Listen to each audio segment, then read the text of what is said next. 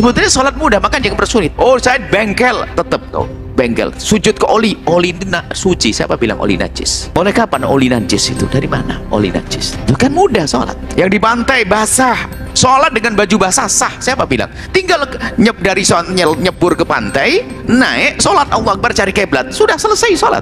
Bajunya basah boleh. Nah ini kita perlu mempermudah ilmu-ilmu gini. Sholat itu wajib.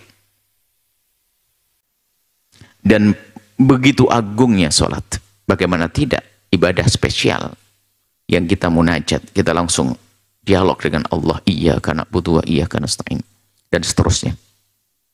Kalau Nabi kan dimulai dengan Isra Mi'raj, saat-saat istimewa, dan ibadah yang agung adalah sholat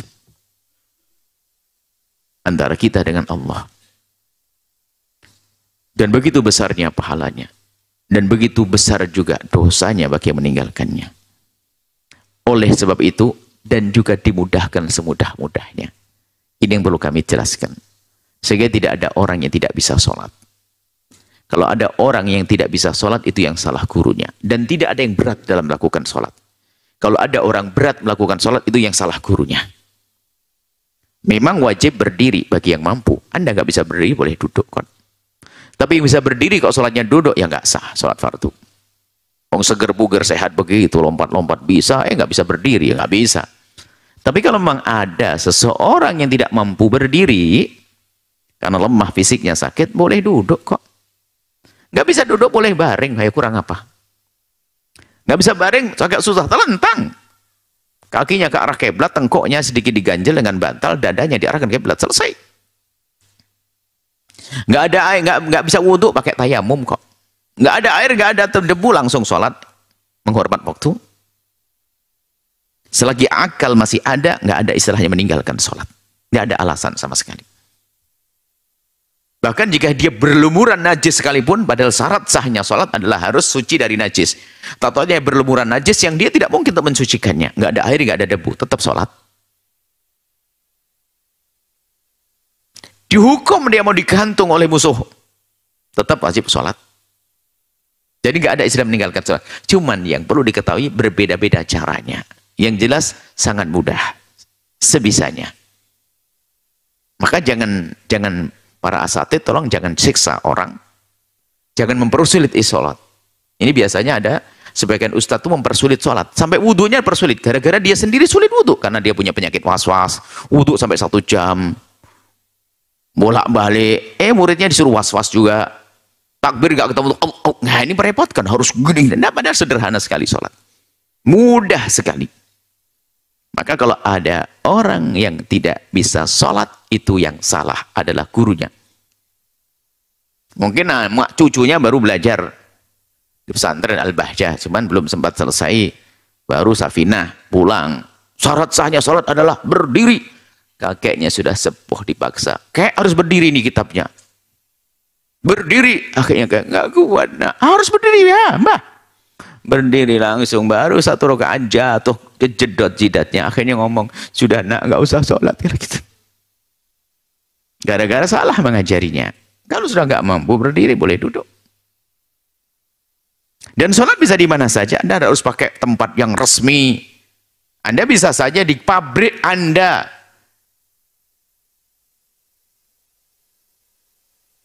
Di balik, di atas pabrik itu apa? Anu gergaji apa? Serbu apa? Tatal atau apa itu bahasa Jawa itu? Ya sudah pokoknya. Atau di atas jerami, mungkin di atas lumpur kalau Anda punya tempat sawah paling dalam sana. Jauh, kalau harus pulang ke musola kayaknya nggak balik lagi nih duhuran nih. Wah, Anda bisa sholat di atas tanah yang berlumpur. Lumpur suci kok. Mulai kapan lumpur najis? Lumpur yang Anda kencingi itu najis.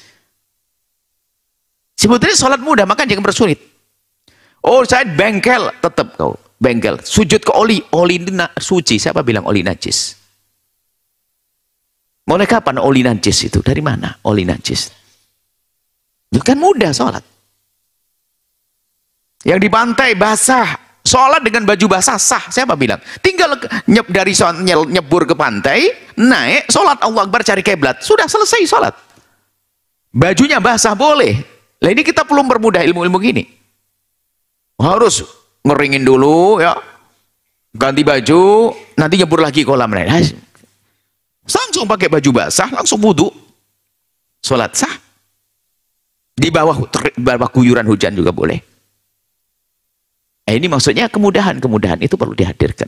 Becek tanahnya sah. Siapa bilang becek tidak najis kok? Najis kan cuma 7 kalau Anda belajar ilmu najis sederhana.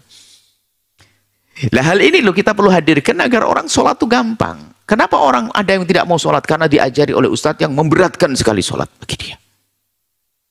Berat sholat, harus gini. Bacaan dalam sholat cuma 5 yang wajib. 5 pun boleh ditawar. Bacaan sholat Anda itu cuma 5. Takbiratul Allahu Akbar. Yang kedua baca surat Al-Fatihah. Selebihnya nggak ada lagi sampai tasyahud akhir, tahiyat akhir tuh. Tahiyat akhir pun tidak semuanya. Hanya sampai asyhadu an la ilaha illallah wa asyhadu anna Muhammad Rasulullah, sampai itu tok. Setelah itu tambah Allahumma shalli ala sayyidina Muhammad. Yang kelima assalamualaikum. Selebihnya Anda tidak hafal nggak apa-apa. Tidak hafal kabiro, alhamdulillah katsiro, nggak apa-apa. Fatihah boleh ditawar. Saya nggak hafal Fatihah. Hafalmu apa? Ditawar boleh.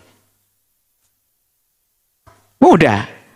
Yang nggak boleh nawar sudah hafal Fatihah pakai baca yang lainnya itu nggak sah. Nggak apa. Sudah hafal Fatihah kok saya pengen gaya ayat yang lain gimana? Nggak bisa dong. Fatihah harus. Kalau yang bagi yang hafal, yang tidak hafal bisa diganti dengan yang lainnya. Bisa dengan ayat yang lainnya sampai dengan zikir. Bisanya hanya la ilaha illallah tak. Saya baru masuk Islam bisa la ilaha pakai la ilaha illallah. Ya.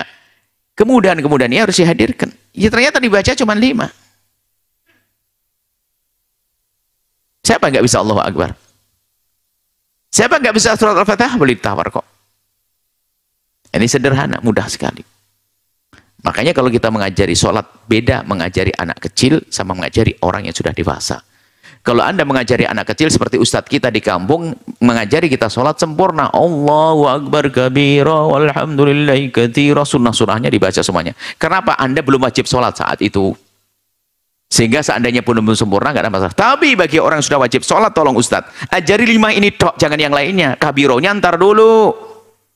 Zikir yang lainnya ntar dulu. Suruh ngapal 5 ini, karena itu yang wajib.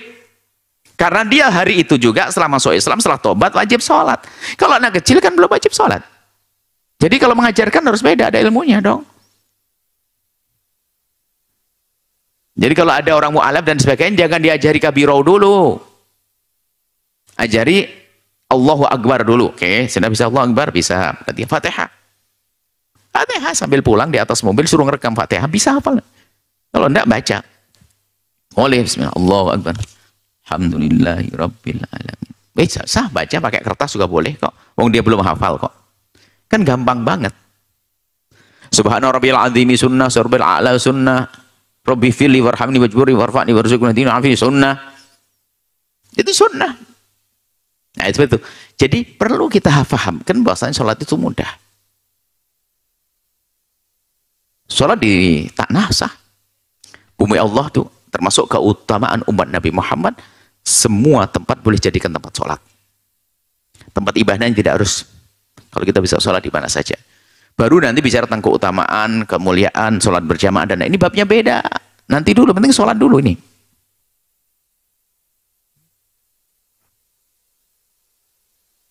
Hampir kehilangan sholat duhur, seorang ibu-ibu jualan di pasar, jualan sayur.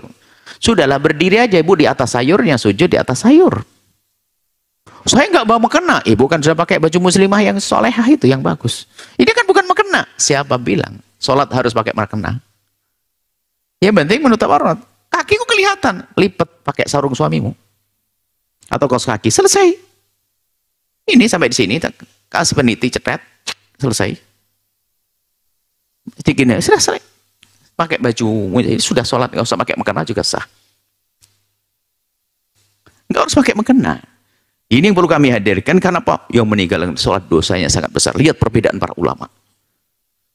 Sehingga ada yang mengatakan meninggalkan sholat, biarpun dia meyakini sholat wajib, meninggalkan sholat karena malas tadi adalah kafir. Kan serem.